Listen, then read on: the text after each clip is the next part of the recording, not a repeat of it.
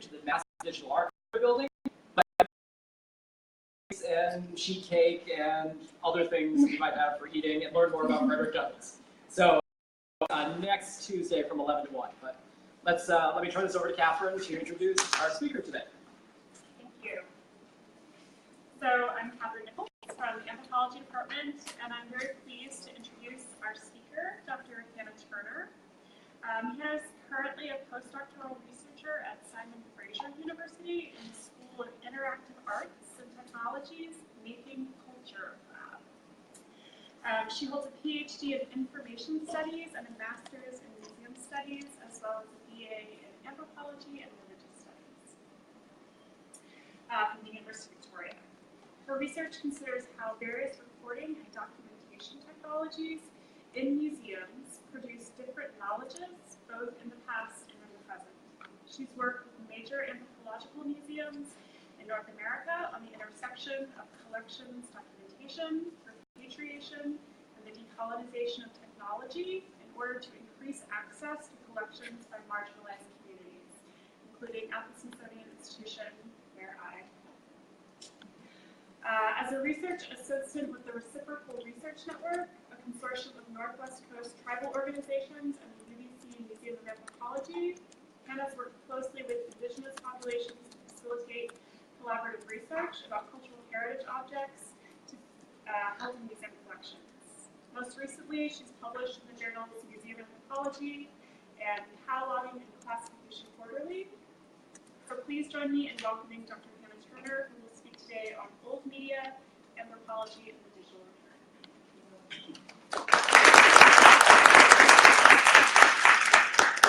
Hi, Catherine. Thank you so much. That was a lovely introduction. Like she said, I'm an information studies scholar, so some of this will be through that lens. I'm going to try and take you through the way I look at the history of anthropology and museum studies in the context of information studies. So I'll explain what I mean by that. And again, what I'd like to do today is set up some of the parameters and theoretical sort of issues and contexts from which I'm sort of studying the history of documentation and material culture. And then also sum up a little bit about the history of museums and classification studies through time. So if you find it all familiar, just bear with me. I think it'll be interesting. And at the end, talk a little bit about some current work and future projects that I'm working on in terms of the visualization of material culture. So for most of my career and my life, I've been really interested in understanding the idea of difference as such. So what it is that we mean by difference, and how differences, particularly across what we call cultural divides, are brought into real and material existence. So by this, I mean to say how it is that we go on operating as if there is difference as such, and how do we negotiate between different knowledges and ideas and histories and worldviews through time. So what are the actual physical and material ways that sort of gets embedded in the cultural sort of existence of our culture? And so I argue in my dissertation that one of those ways is through the documentation of people in the history of anthropology and technology, and what that has been is a pervasive collection of material objects from around the world in North America, but also through their documentation, so the development of systems of knowledge that sort of are based on those material culture objects. So what first drew me to this question as a researcher was working with the Museum of Anthropology at the University of British Columbia, in Vancouver, British Columbia, where I'm from, on a project called the Reciprocal Research Network, and this is just a screenshot from the project. It began really early on in the 90s as a conceptual idea to connect First Nations communities with their material culture in an online repository. So at this time, there were no, searching on the web via Google was very rudimentary. And to access material culture collections from around the world, one would need to actually physically access those museums, or you would need sort of some special access to an internal database at that institution. So what the project was conceptualized as was a way to, in 10 years' time, again, thinking back to the 90s, to develop something that would be an easily searchable database that sort of grabbed all the information from different institutions around the world and displayed the objects in sort of a nice visual manner and made it an easy-to-search interface. I think the key thing there was working with particularly elders and community members in communities that may not have had great internet access at the time, was to make it easy. Often you would encounter these databases in museums that were very active and very difficult to search. So we needed a better way to search across institutional databases, and this is sort of what we developed. One of the things that came out of this project that I found interesting, this is just sort of a close-up of an item record, was the discussions we had while designing it. So why was it, for example, that museums were considered the original owners of copyright on all the images, when, for example, our First Nations community members needed to assign copyrights on their own sort of individual basis? Why was it that the standard accepted an authoritative view, the descriptions, the categories, the titles of objects across all collections were from this established Western colonial perspective? Now, this might seem very familiar to some of you, but it sort of came out as we were collecting all these records from different institutions. So, and then why was it then that the burden was put on individual community members and researchers in their own time to fix and repair these issues? It wasn't on the burden of the institution. So they might hope then that their information is added to the official record of the museum. And when working with a museum like the National Museums in the United States and in Canada, for example, these become the official national record for history in many ways.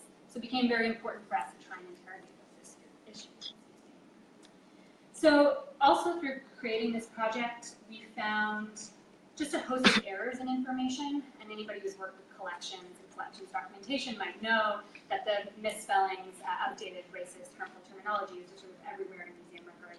And we really wanted to fix these problems. So these questions kind of became my questions, actually, for my PhD research. And I set out to understand the ways in which diverse knowledges were included and continue to be included in the dominant knowledge narratives of our time. So why are these outdated viewpoints, in this case of Indigenous cultural heritage in North America, so static? How did this happen? Where does this originate? And how do they stick to these objects through time? What is this process? So although the circulation of what we might call digital surrogates here is interesting, especially with new replication technologies used in repatriation, which I'll talk about at the end of my talk, I argue that this is actually about a much more pervasive infrastructure of amnesia that invisibly yet systematically privileges some knowledges while excluding others. So key to these discussions is a concept of infrastructure that I work with as reviews in my work, and this is what it connotes, right? These large-scale physical infrastructures that make our communication technologies work, make our road trips easier, right? We're thinking about the large-scale, physical, material ways in which communication happens. The other thing about infrastructures, at least the way I think about them in my discipline, is that they're also metaphorical and methodological. So we can think of the technologies that fade into the background, the internet technologies that sort of make all this happen, as we get about the real business of what we want to do using those infrastructures. So the thing is that they sort of fade into the background and forget that they're there. And this has been the focus of a lot of media and communication studies research and a lot of information studies research. But there is sort of a political economy that makes those infrastructures viable. It makes them work. It makes us work. So for my field, then, infrastructures connote these distributed technology practices that make our media communication technologies work. And so we can think of not just contemporary new media technologies, but also old media technologies, which is really my focus. These are things like bureaucratic documentation, ledgers, census reports, all of the other bureaucratic information systems that have made and sort of engendered a particular way of thinking about the world through this sort of media technologies. So the other thing that's important about infrastructures, for me at least, is that they're socio-technical. So that it's not just that this is mediated by the material or the technology, but there's a whole host of people and practices that make these infrastructures work, and sort of we all sort of participate in a variety.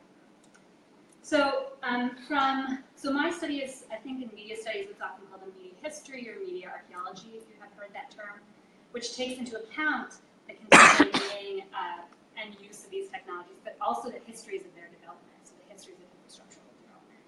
And more often than not, these studies tend to flip the analytical lens inward, deep and back through time. So it's a really historical way of understanding infrastructure, which is what I look at. So notably, as some authors have argued, these infrastructural components, documents, and systems invariably help to create and sustain worlds of knowledge, which act as the frames of reference for our current understanding of the world. So we can think here of people like Foucault, who's famous for this, who read the history of knowledge categories like concepts of madness and punishment through time, or his intellectual successors who look to how these knowledge categories have changed through time. So people like Latour, Bowker, Lee Starr, Sandra Harding for postmodern from a feminist perspective, etc. So in many of these cases, the object of research is not the contemporary discourse of the perceived phenomena, whether it be the cure of new diseases or racial inequality struggles, but it is actually the study of the documents that have circulated to codify and categorize these issues. The material technologies or media that make a certain way of imagining the world not only possible, but the only way possible then to imagine it. So it's also a methodology, and I'll speak about this table in just a moment. It's also a methodology. It looks at boring things, what at least Susan Lee Sarandon Boker called the boring things. That's looking at tables of classification, documents, archives. It's these sort of mundane aspects of daily work that we often ignore. And so a media history of anthropology then that I'm sort of proposing as I work through my next project is a media history of studying difference where I pay attention to what Susan Stark has called the behind-the-scenes background politics and the real work of knowledge production. So this is important because once an infrastructure, whatever it is put in place, the politics of past decisions are forgotten or built into the recording mechanisms or software. You can see the connection here between digital technologies and the levels of abstraction in software design or whatever database design, where we may only encounter sort of a surface level version of a product, but we're not privy to all of the different kinds of infrastructures that make that technology work. So in this example, is anybody familiar? I can just sort of talk about it. This is a table of causalities. Boker and Stark famously published a book called Sorting Things Out, and it's sort of a good example to give you an idea of what I'm talking about. Sorting Things Out, classification and its consequences. And in it, they studied the development of the International Classification of Disease, the ICD, in medical history. And they looked at, for example, death certificates and the evaluation of death. So at what point was someone dead? And at what point, how is it talked about? How are they classified? How is the death classified? And they looked at this through time. So this is the table of causalities from the 1640s onward. And I'll just read you a little, they say it best, so I'll read you a little paragraph of what they're talking about. In Britain in 1650, we find that 696 people died of being aged, 31 succumbed to wolves, 9 to grief, and 19 to king's evil. Mother claimed 2 in 1647, but none in 1650. But in that year, 2 were smothered and stifled. 7 starved in 1650, but by 1930, the World Health Organization, would make a distinction. If an adult starved to death, it was a misfortune. If a child starved, it was a homicide. Death by wolf alone becomes impossible by 1948, where death from animals is divided between venomous and non-venomous, and only dogs and rats are singled out for categories of their own. So you can see in this conversation, in this discussion, I just have to point this out because I do this every time. There's one person who dies by fainting in the back. He fainted in, I have a little, fainted in the back. There you go. I feel like it's an ancestor of mine. Totally possible. No, so the point here is that the way we categorize and think about the world changes our experience of it. So I think what's important here when I start talking about objects is to sort of consider how these categories change in time. And you might have your own connections to draw from that. So I'd like to turn now to museums and the history of museums and classification. The development of typologies of material culture is really important to understand, I think, largely, but also because we're thinking about occluded knowledge in the way that science has taken up the study of material culture studies. So if we were to choose some kind of beginning or origin story for this, and I'll say that with a grain of salt, it may be this, the Wunderkammer, Kunstkammer. These are the cabinets of curiosities developed as private stashes of rich European men after their travels. In this way, the first museum collections really began with natural historical impulse to collect and display the wondrous or monstrous, this is around the 17th century. So what we see here, and then in this example as well, is sort of a disorganized, we could say a chaotic approach to understanding particular objects that were weird or monstrous or outside of the norm. So we don't yet have a strict typological approach, but it's more of a way to understand the abnormal and the weird. So this is the sort of context of these Kunstkammers arose. But as the development of Enlightenment science became a standard way to measure and understand the universe, ideals of classification and linearity started to predominate. So this is particularly visible with individuals like Carolus Linnaeus, you might know, as we see an increased investigation and obsession with putting things in order as a way to understand and know them. So the process of linking objects within a larger series of progress, this is a brief from Linnaeus' original book, is often called the typological tradition, arguably beginning with, in museums, Pitt Rivers, which is a museum in Oxford. I'll show you an example of that in a second. But we see the development of typological catalogs and the collection of natural history materials as not part of the oddity or the monstrous, or the outlier or the freak, but as the type or an object in the series, where it becomes indicative of the rest of its kind, for example. So as some scholars have argued then, after the time of Darwinian evolution, through an object-centered pedagogy, typological arrangements make visible the evolutionary scheme, and this was directly applied to human beings and material culture. This is an example from the Pitt Rivers that I was talking about. And actually, the Linnaean classification system acted as a rubric which allowed scholars to structure their findings, not just about plants, but about human beings as well. So colonialism, obviously, British colonialism and otherwise, had a great impact on the collection of material culture from around the world. As objects were compiled, objects were compiled through the mobility of the European empires.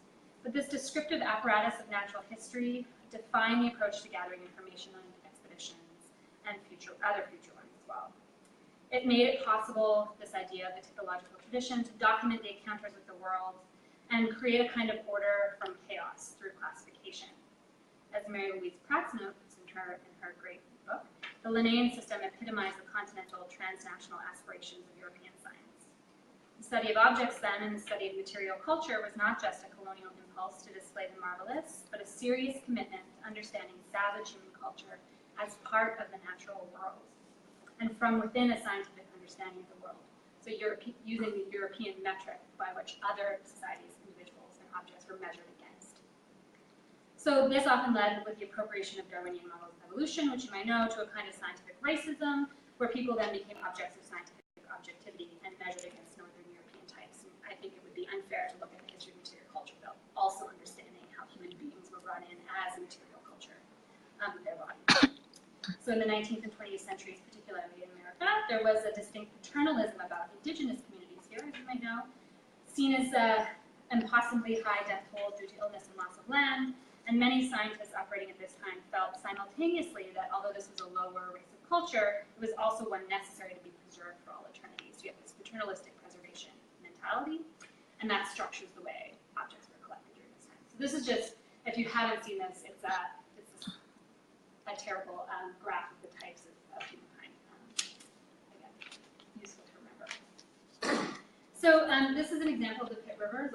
This is the inside of this museum in Oxford. It's sort of left in its original classificatory splendor, so nothing has changed really since the early 1900s at least.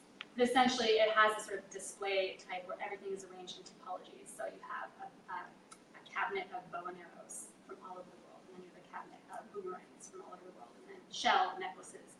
So it really tries to establish typologies across and sort of breaks down cultural difference for better or worse.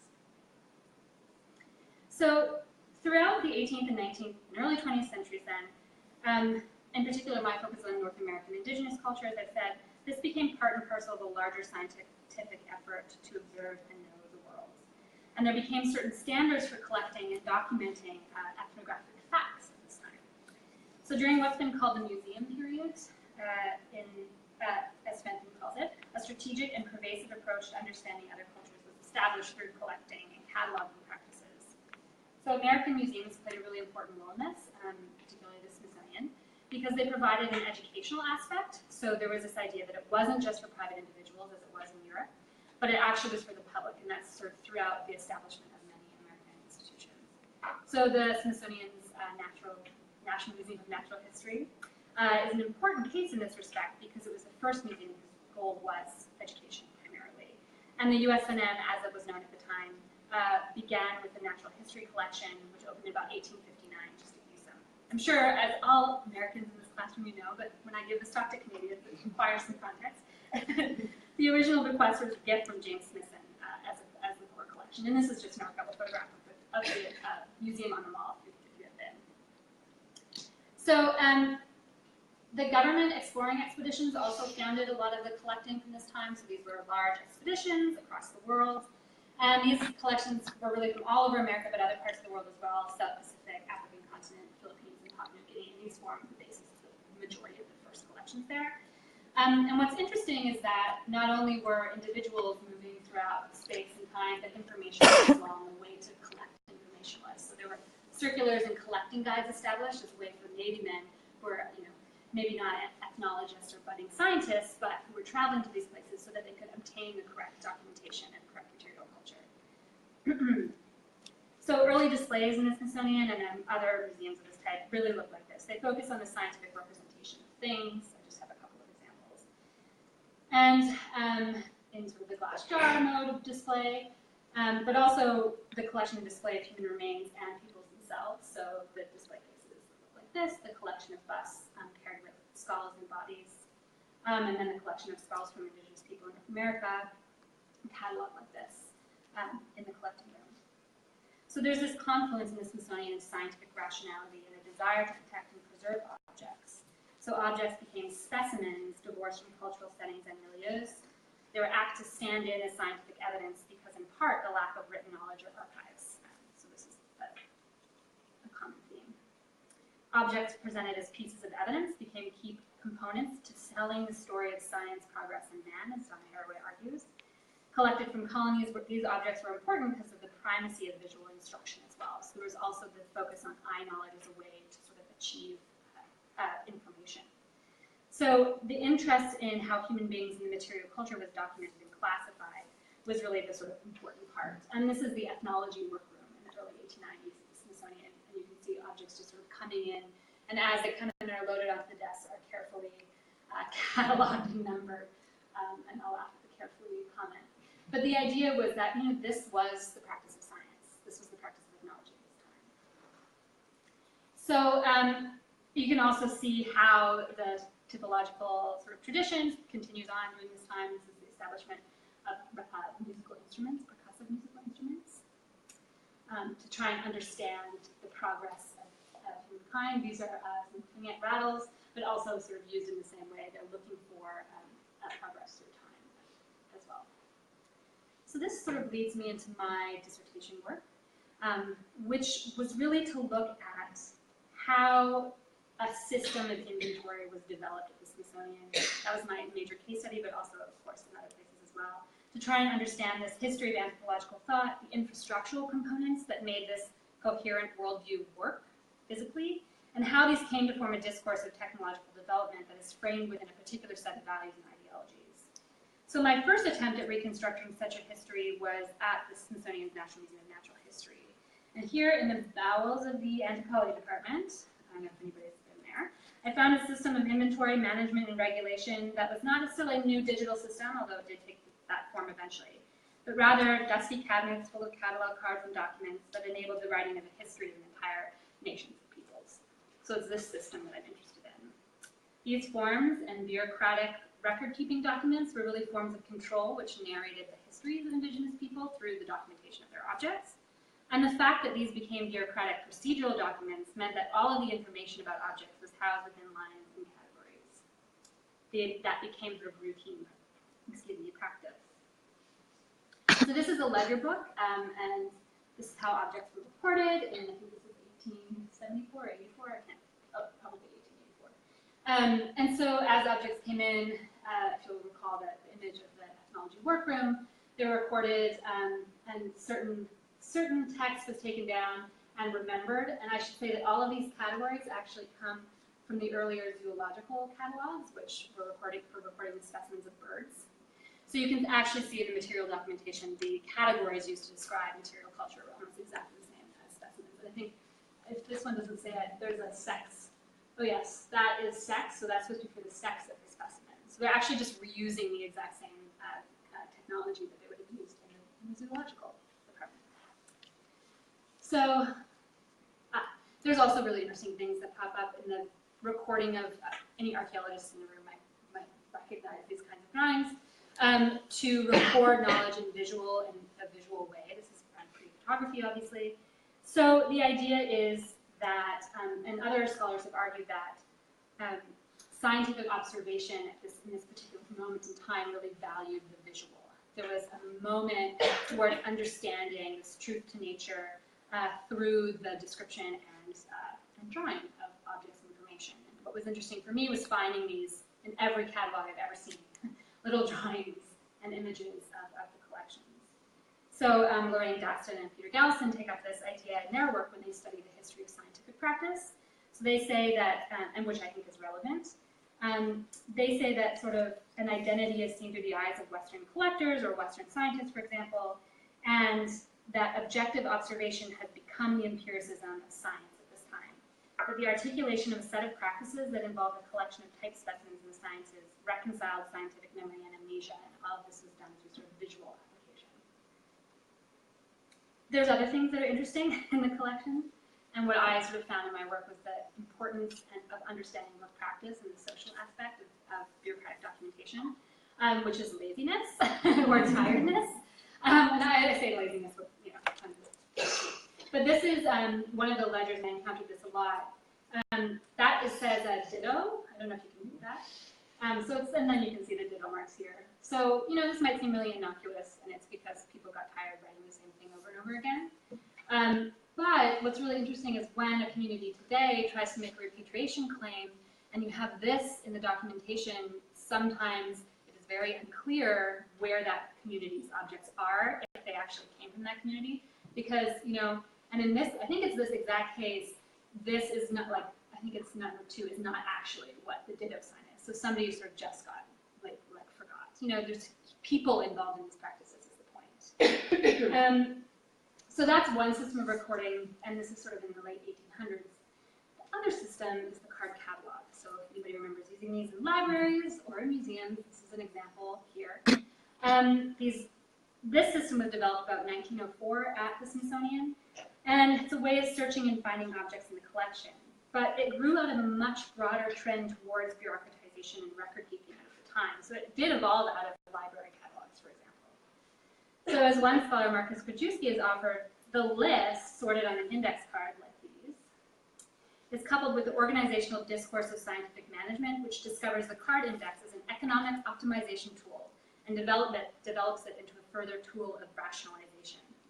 So Krajewski maintains that the card catalog across libraries and museums is really a precursor to computing. In many ways it is. And the first curator to development at the Smithsonian called it an encyclopedic catalog, where everything was arranged by classes and topics so that all information upon each subject will be found together as an encyclopedia. And he never really finished that project, obviously. But what I'm positing when I'm arguing in my work really is this is an important moment in the history of the human sciences, one that's often been ignored. Because now not only is knowledge in field notes and original writings, but it's being organized systematically to make it available for future research. And the cabinets of objects themselves fade into the background as well. They become increasingly disused, dusty, and organized, while the data about them, held in the then modern media of catalog cards and ledger books, enables their transmission and ultimately constructs knowledge about these objects and then therefore the people who they belong to. So card catalogs were sort of ubiquitous at this time, or becoming ubiquitous. And this is an ad, this is from Marcus Krajewski's book on the card catalog. This is an ad, and it says, card catalogs can do anything. So keep in mind the media histories here, when we come to computing and databases, it becomes pretty relevant. The process of documenting objects then in the Smithsonian's 150-year history resulted in many mistakes and inaccurate terminologies, as I've spoken a little bit about, most of which are insulting and incorrect, unfortunately, especially for the communities who come to work with the collections later. So one of the ways that infrastructures work, an example of the catalog, one of the ways that infrastructures work is that they're materially durable.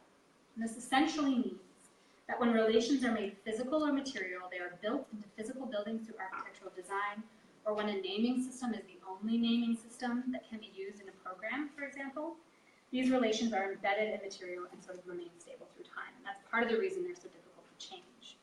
I use this term as a feature of a socio-technical infrastructure of media to connote the ways in which past practices we've just seen, situated in this 19th century scientific rationality, taxonomy, seem to stick to object records and information, and essentially like the public's way of viewing and thinking about indigeneity in many cases.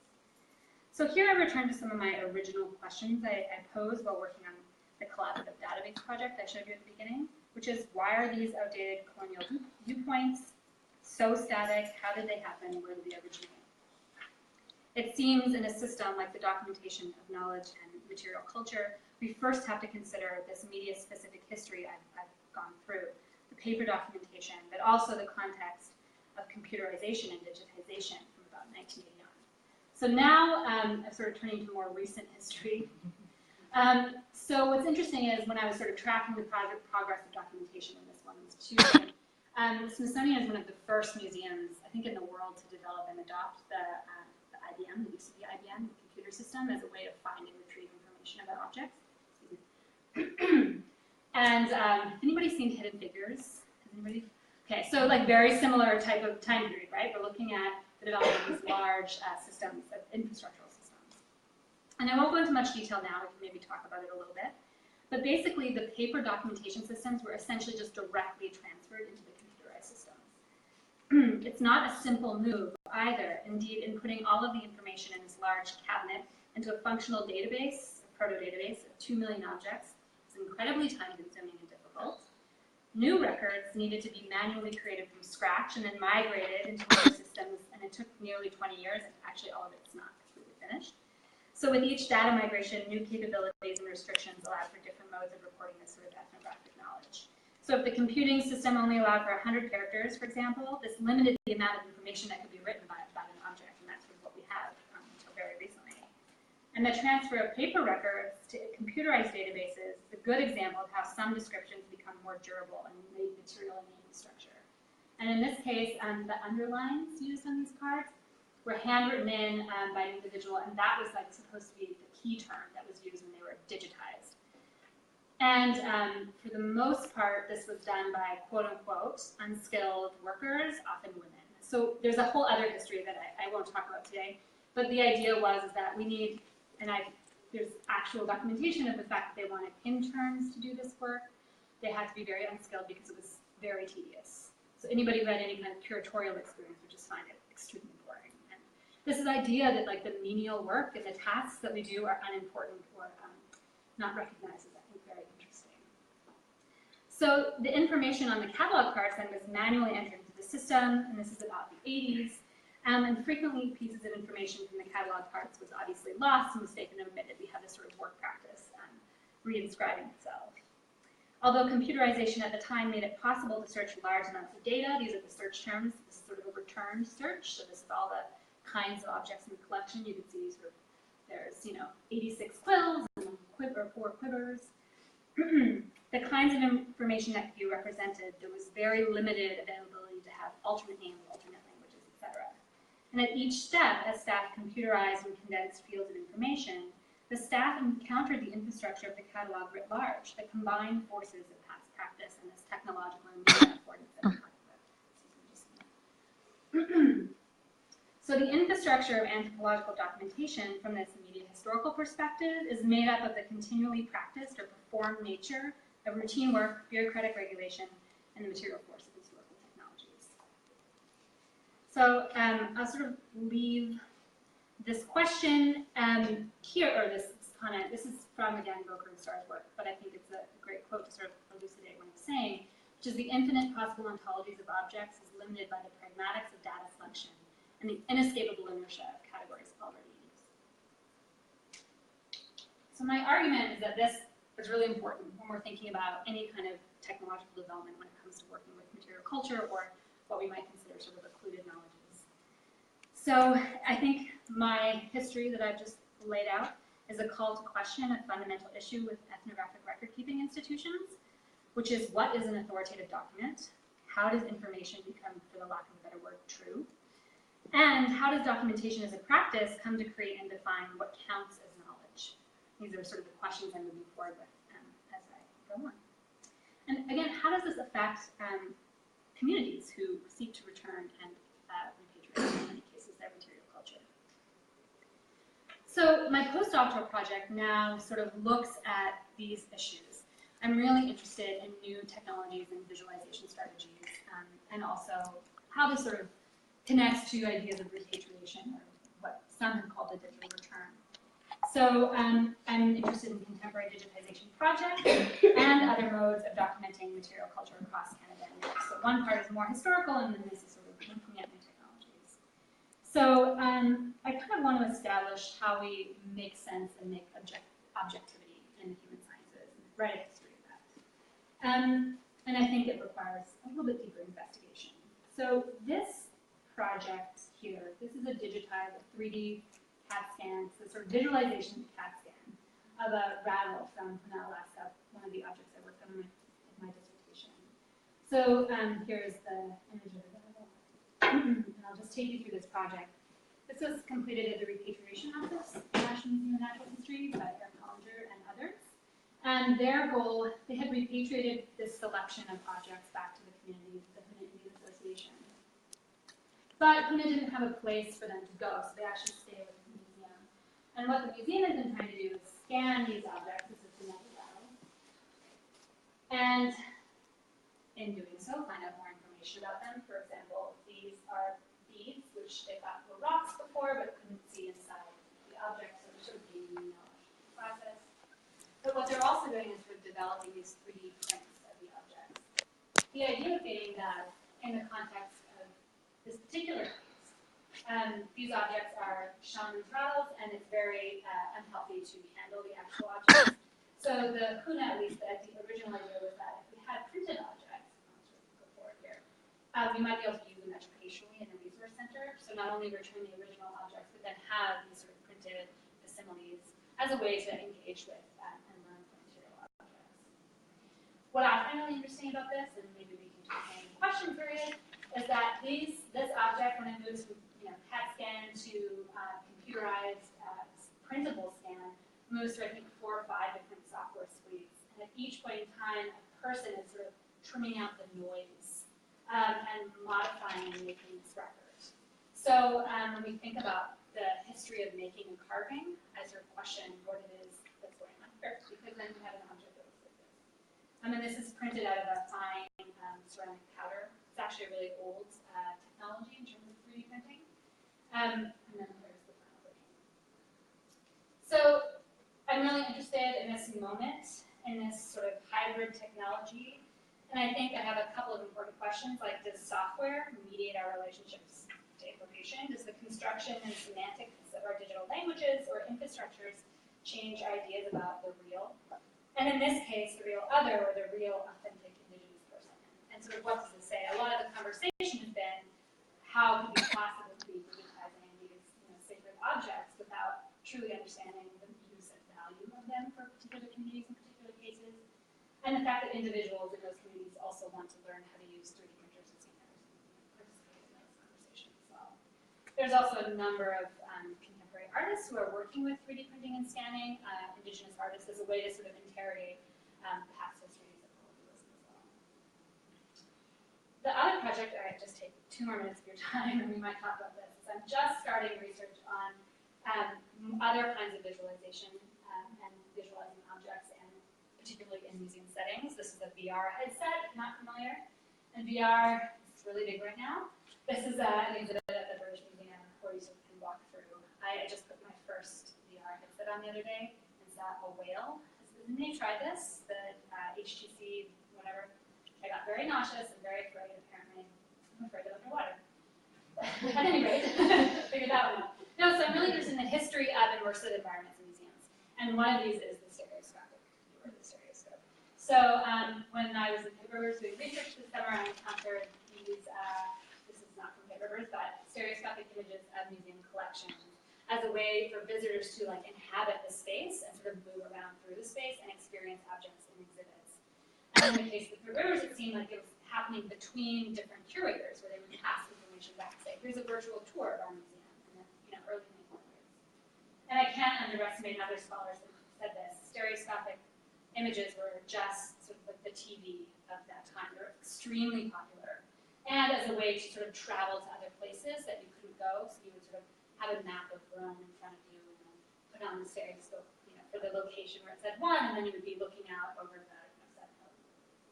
And this is an example of a collection in Vancouver at the Bill Reed Center. This is a canoe. They have sort of, this is actually from Smithsonian. It's a stereoscopic image. Smithsonian, and this is one of the rivers of objects and collections. So I'm really interested in sort of understanding these images from a visual history perspective, but also to think about the ways that they're codified and how these ideologies and vision and experience move through time. So I'll end there because I want to have time for questions. I know some of you have to leave. I know that's like the whirlwind tour of the history of museums and cataloging, but yeah, just let me know if you have any questions at all. I'm happy. So thank you for your attention.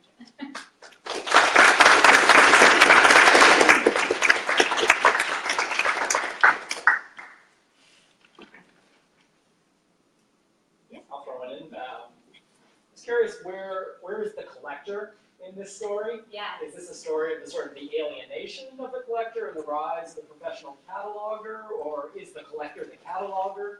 What if you talk a little bit about it? Yeah, so the collection I looked at, and this is probably true of a lot of early Smithsonian collections, although not exclusively, it seems like there's a couple of different kinds of collectors. There's the sort of ethnologists, practicing, maybe geologists, interested in people they encounter and collecting things.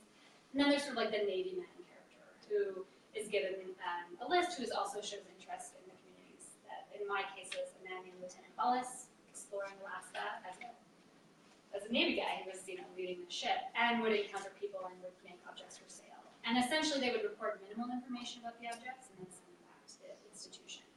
So it depends on what time period you're looking at, and this changes as, anthropology is not a discipline at this time, right? It's not, the word isn't around in the mid-1800s.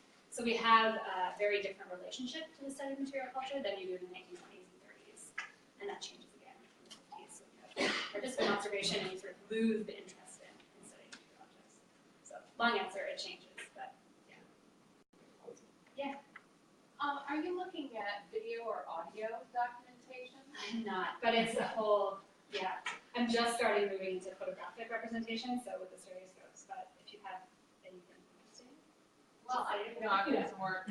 I've written about Challenge for Change and George Stoney a little bit. I've been interested in video history work. Yeah. And early video history work often blurred those lines or worked with nodes in terms of the collaborative recording of material that could be used in a variety of settings, from the theater to the museum, to educational settings. So I've been interested in that early, the first video cameras and how they were used. Yeah, that's very interesting. And there's obviously a whole field that studies that sort of film. It's not my field, but yeah, it's. Well, like Duke Library. Yeah. There are a number of libraries that are housing video. Yeah. Now and are doing interesting things with collections of video, like starting to turn it into new documentaries. That's interesting. And this could be work that was done, say, for anthropological research, oral history work, and so these libraries or archives are recognizing that they have material that can be re-edited or repurposed. Yeah, there's a lot, like the American Philosophical Society, for example, is just beginning. I think part of it, and sorry, I'll back up. The American Philosophical Society is a good example of the National Anthropological Archives, a huge film database. But actually, as it stands, it's quite difficult to get films online and easily shareable. So I think there's a lot of conversation. They're trying to still make it easy to sort of access these videos, probably because of you need permission from the people in the videos, and that's what copyrights obtain and copyrights. Yeah.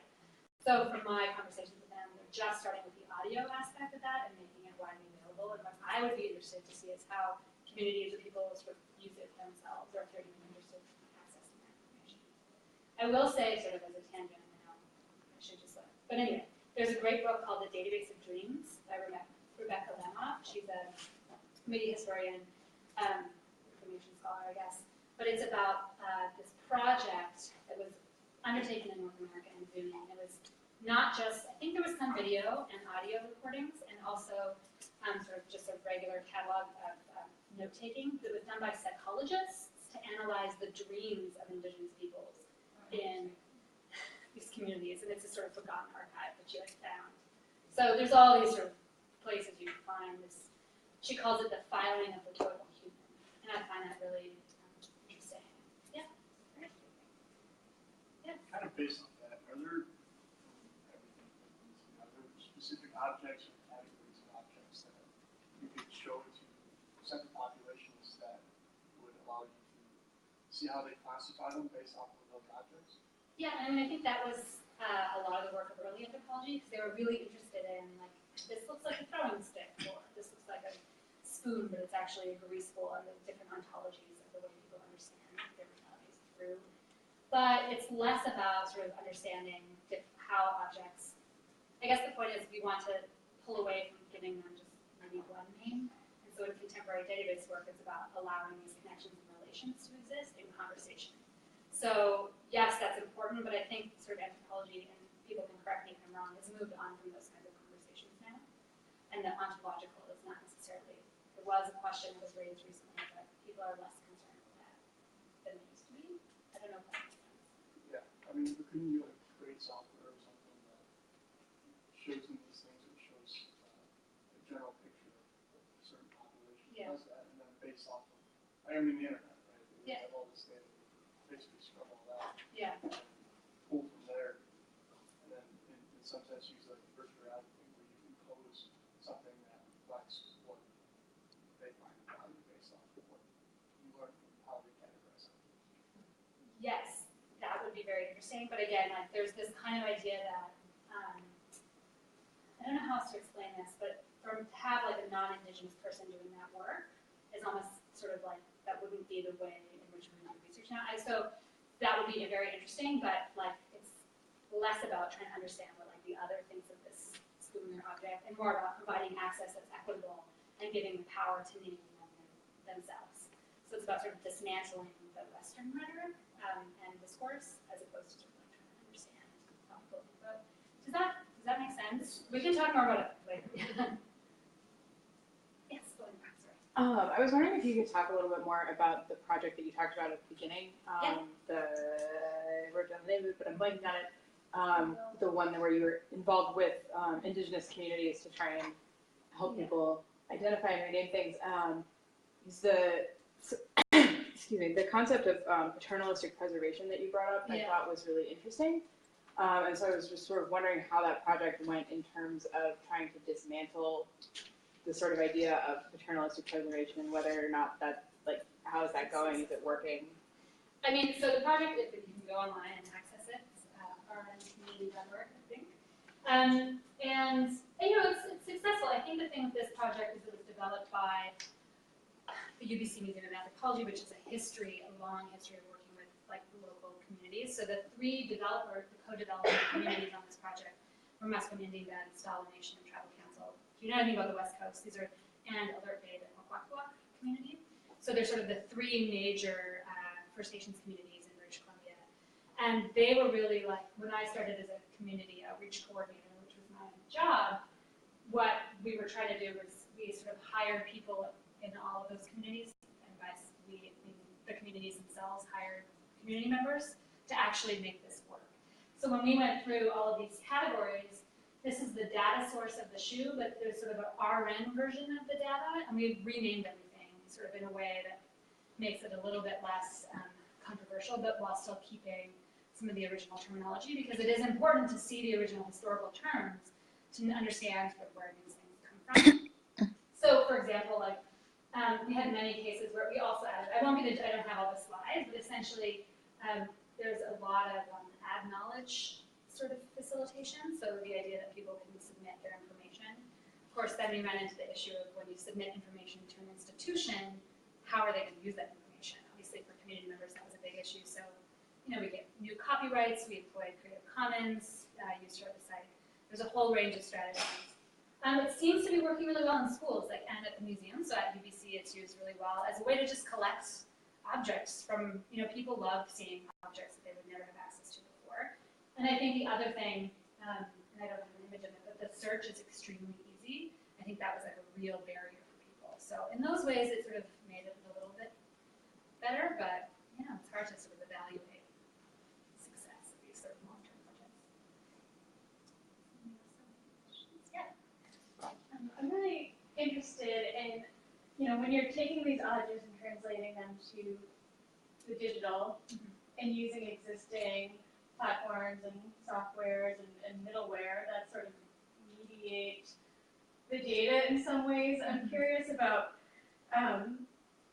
like if you ran into any issues or problematics of taking objects and using somebody else's kind of software or platform to then represent that model. If that's kind of like perpetuating like any existing problems, or if there's like a way in terms of the building that we can be like mindful of how like we're building systems that accurately or authentically or ethically like, represent objects.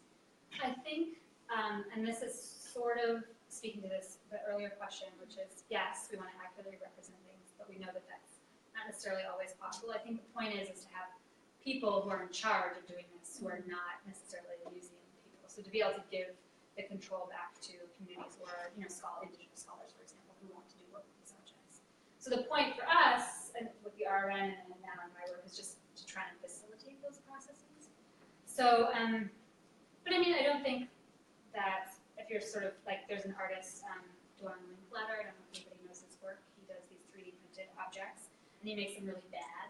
So he makes the objects like, he just uses, I don't think he even prints them. I think he sends them to the university or the gallery where he's having them, and he prints these objects, which are in a collection. And then he's making a comment, and they're all white and sort of pristine, but also like the resolution is really shoddy and all that kind of stuff. And his comment is about like the missing information that we have about these objects. So he's actually like making that part of the object in a physical representation. So they're playing with those ideas about the sort of ability that these software tools have to represent an important. Right. So like Kyle's question was about where is the collector? And Yeah. I'm thinking like what role does the developer I don't know. like play? I don't know. That's a Like great I'm not a question. developer. Like with the Yeah. people who are designing the actual systems that are going to represent Yeah. this. Yeah. Like, how these decisions being Yeah, made? I mean- How does that restrict or enable or? I know. So in the conversation, there's a lot of work about database projects like this, not everyone, there's others as well. Refer to, I don't know if you guys know about that, it's a CMS developed by Kim Christian in Spokane, University of Washington State. Sorry. But at any rate, so this, there's been a lot written about exactly that, the process of development and how that works. And so in each case, it'll differ. Depends on, in that case, Makurtu was developed for a specific community, a very small community, so there was different protocols established for that particular community, and those have since been sort of, they're working on traditional licensing and knowledge licensing and things like that. There's also, in the case of the sort of 3D imaging and the sort of new visualization strategies, I was really interested in, I'm still interested in figuring out how and at what point people are making and creating as opposed to documenting, and is this an important distinction for anybody? So those are the kinds of questions I have now, but yeah, again, it's like things move slowly in new technology, and these are expensive, CAT scan, nobody has access to that, it's very expensive. So you have to deal with these with very expensive scanners, and people are playing around right now and figuring it out. Yeah, it's a great question for sure.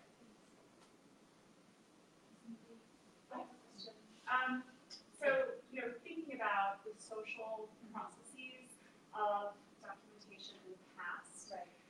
So actually you're a part of the social processes of creating objects in the present. So how do you sort of think about yourself in terms of having conversations with people in order to understand how they're thinking about things, the decisions that they're making? Or do you feel like you're privy to those conversations, and do people want to have them with you? Because in a lot of cases, it seems very difficult for people to articulate why they make particular decisions about things. Right. But those seem to be so valuable in terms of understanding this larger social sort of scene of knowledge collection. So part of the reason why I find computerization such an interesting point in the 60s, 70s, and 60s was because you have a whole host of people who've never seen or used this new technology. And it really is a huge, huge change. And so you have this sort of like the way contemporary catalogers and Smithsonian who've been there, I would say, for 20, 30 years, so it's kind of a good resource to access. Will say, it's just the box that's constraining. Like there's this box, and I put things in a box, and they're talking about the metaphorical space limitation of the system. And they also started waving, so I'm going to throw this in. The other thing was that there's this idea that there's a technical limitation to their work. And my argument is that although people understand it as a technical limitation, it's more of a social, like a or whatever it is. It's part of the way that the system has been built. It's also that people either don't know how to use the system properly, or they feel like it's not part of their purview to sort of interrogate it. So there is a lot of that going on. It's very interesting to see people sort of relegating mistakes to the computer as if it had a mind of its own. It was not developed by human beings. So that was very, and the personification of technology. I mean, we do this all the time, right? I do it all the time. But so that was very interesting. It came out in full force in those moments. So, yeah. Any other questions? Okay, great. You did great on time. So thank you so much